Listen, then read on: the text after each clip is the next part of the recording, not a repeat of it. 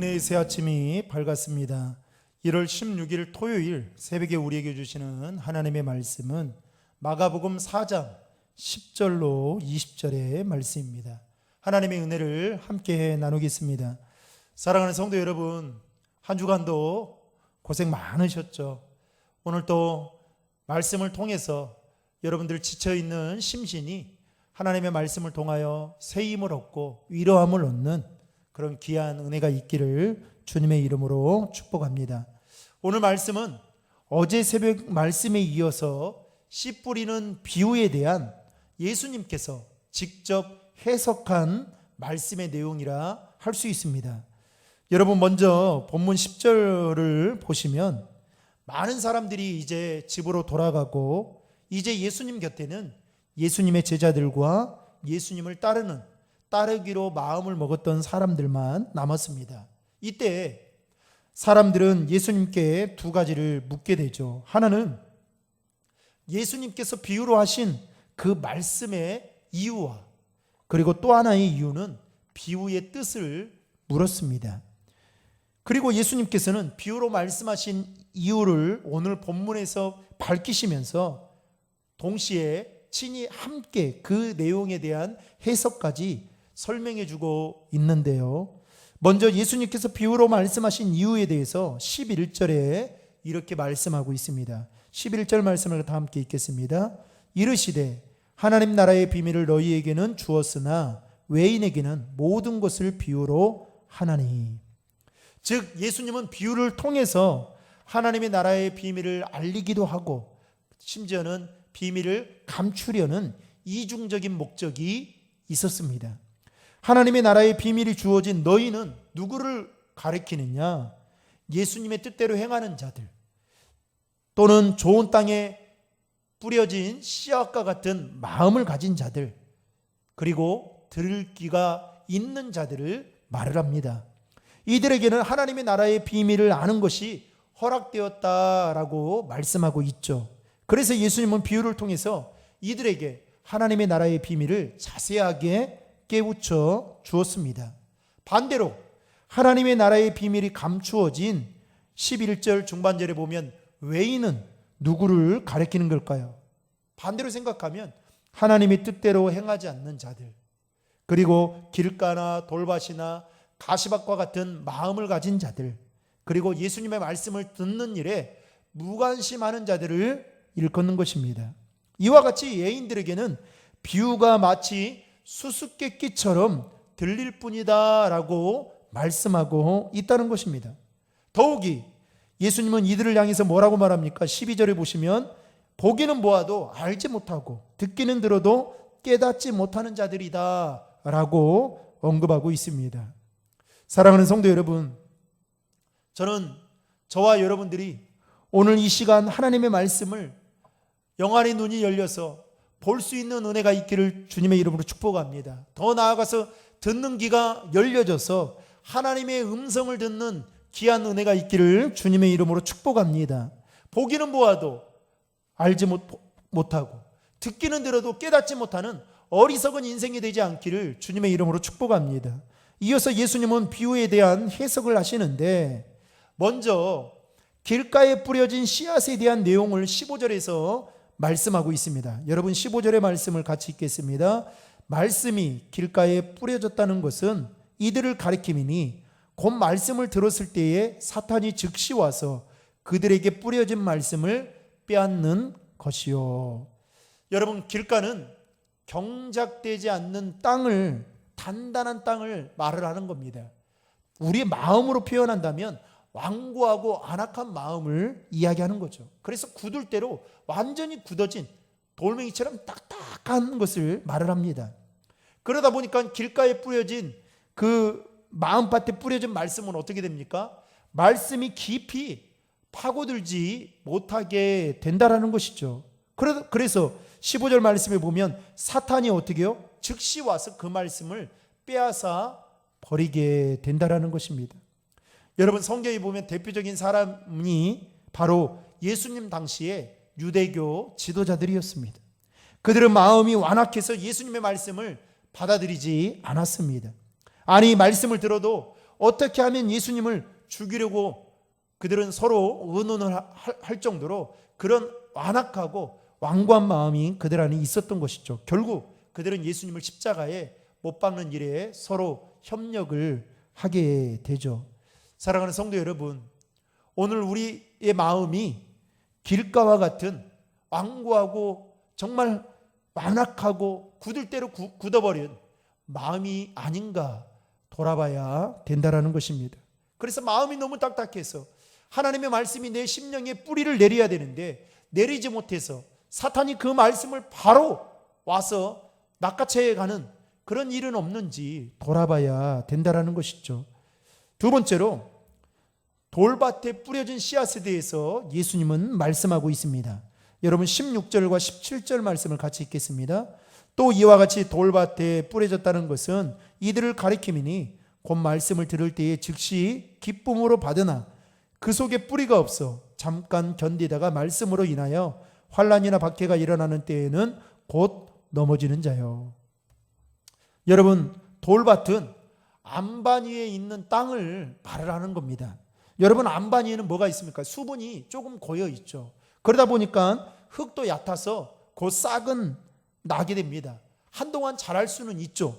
그런데 뿌리가 없기에 결국 어떻게 해요? 햇볕에 타서 말라 죽게 된다라는 것이죠. 즉 돌밭과 같은 마음을 가진 사람, 다시 말하면 뿌리가 깊지 못하고 경박한 마음, 조심성이 없이 가벼운 마음을 갖고 있는 사람은 어떻게 해요? 감정이 쉽게 치우칠 수밖에 없다라는 것입니다. 그래서 말씀을 들을 때 즉시 감정으로 받다 보니까 기쁨으로, 자기가 흥분되고 감정이 좋을 때는 막 말씀을 기쁨으로 받습니다. 그래서 한동안 그렇게 뜨겁게 신앙생활 하죠. 그런데 그 뜨거웠던 감정이 사그라지게 되면 그때부터는 어떻게 돼요? 언제 내가 그랬냐는 듯이 바람처럼 사라져버리는 일들이 있더라는 것이죠. 여러분, 사람의 감정은요 하루에도 수십 번씩 변화됩니다. 그렇기 때문에 감정에 따라 말씀을 듣는다, 이거는 너무나도 위험한 일인 것이죠. 감정에 따라 말씀을 들으면 여러분 기분이 좋을 때는 그 말씀을 받아들일 수 있지만 여러분 환난이나 박해가 오게 되면, 여러분 17절 말씀해 보십시오. 환난이나 박해가 일어나게 되면 그 사람들은 어떻게 됩니까? 넘어지게 된다라는 것이죠. 이게 돌밭과 같은 마음을 가진 사람인 것입니다. 세 번째로 예수님께서는 가시떨기에 뿌려진 씨앗에 대해서 말씀하고 있습니다. 여러분 18절과 19절의 말씀을 다 함께 읽겠습니다. 또 어떤 이는 가시떨기에 뿌려진 자니 이들은 말씀을 듣기는 하되 세상의 염려와 재물의 유혹과 기타 욕심이 들어와 말씀을 막아 결실하지 못하게 되는 자요. 가시떨기에 떨어진 씨는 비록 싹이 자라나더라도 가시에 막혀서 잎이나 가지가 제대로 뻗지를 못하게 되는 것이죠. 그 결과 추수 때가 되면 결국 결실을 하지 못하게 된다라는 것입니다. 여러분, 가시떨기와 같은 마음은 어떤 마음일까요? 이중적인 마음, 즉 하나님과 재물을 겸하여, 하나님과 세상을 겸하여 섬기고자 하는 마음이 바로 가시떨기와 같은 마음인 것입니다. 그 결과 기운이 막아서 아무런 결실을 하지 못하게 만든다라고 말씀하고 있죠. 여러분, 성경에는 대표적인 사람을 누구를 들 수 있습니까? 예수님을 은 30에 팔아 넘겨버린 가룟 유다를 들 수가 있는 것이죠. 또한 이 세상을 사랑해서 바울을 버리고 세상으로 가버린 데마 역시도 가시떨기와 같은 마음을 가진 사람이었습니다. 또한 재물이 많음으로 하나님의 말씀을 들었음에도 불구하고 영생을 얻을 수 있는 기회가 있었음에도 불구하고 예수님을 떠난 부자 청년이 바로 여기에 속한 사람이었던 것이죠. 마지막으로 예수님은 좋은 땅에 뿌려진 씨앗에 대해서 20절에서 말씀하고 있습니다. 20절의 말씀을 같이 읽겠습니다. 좋은 땅이 뿌려졌다는 것은 곧 말씀을 듣고 받아 30배나 60배나 100배의 결실을 하는 자니라. 여러분, 여기서 좋은 땅은 흙이 단단한 길가와는 달리 흙이 부드럽고 또 흙이 얕은 돌밭과는 달리 흙이 깊고 가시떨기의 땅과는 달리 잡초가 전혀 없는 그런 땅이었습니다. 한마디로 좋은 땅과 같은 마음은 부드러워서 하나님의 말씀을 잘 받아들이는 마음을 말하는 것이죠. 감정에 따라 말씀을 받지 않고 말씀을 깊이 있게 받아들이는 마음, 그리고 온 힘을 다해서 말씀대로 순종하며 살아가고자 하는 이 마음들이 바로 좋은 땅과 같은 마음이라 할 수 있다라는 것입니다. 여러분, 어제 새벽에도 말씀을 드렸지만 좋은 땅은 우리가 생각만 한다고 되는 것이 아닙니다. 좋은 땅은 저절로 되는 것이 아니다라는 겁니다. 가만히 내버려 둔다고 좋은 땅으로 바뀌어지는 것이 아닙니다. 황폐한 땅이 되는 거고, 가만히 내버려 두면 여러분 황무지 자연이 좋지 못한 땅이 돼버리고 말 것입니다. 따라서 땅을 경작해야 되고 흙을 부드럽게 만들어야 되고 땅 속에 있는 암반들이 있다면 제거해야 되는 것이죠. 또한 가시떨기와 같은 잡초도 다 제거해야 됩니다. 여러분, 우리 마음도 그렇습니다. 우리 마음이 저절로 있는다고 해서 좋은 마음이 되는 것이 아니다라는 것이죠. 좋은 땅과 같은 마음을 우리가 갖기 위해서는, 만들기 위해서는 늘 하나님의 말씀과 기도로 우리의 마음밭을 가꾸어야 된다라는 것입니다. 그리할 때 30배, 60배, 100배의 결실을 맺게 되는 은혜가 우리에게 따라오게 된다라는 것입니다. 여러분, 예수님께서는 씨 뿌리는 비유에 대해서 말씀하신 의도가 무엇일까요? 당시 예수님을 배척한 사람들이 많았습니다. 그들의 마음이 마치 길가와 돌밭과 그리고 가시떨기와 땅과 같은 마음이었다는 것이죠. 그러나 예수님을 믿고 예수님을 따르는 제자들을 통해서 예수님은 믿는 자의 수가 30배, 60배, 100배의 기하급수적으로 늘어나게, 그래서 늘어나게 된다라는 것을 오늘 예수님은 씨 뿌리는 비유를 통해서 우리에게 말씀하고 있는 것입니다. 사랑하는 성도 여러분, 그러므로 먼저 우리는 우리의 마음밭을 잘 살펴야 된다라는 것입니다.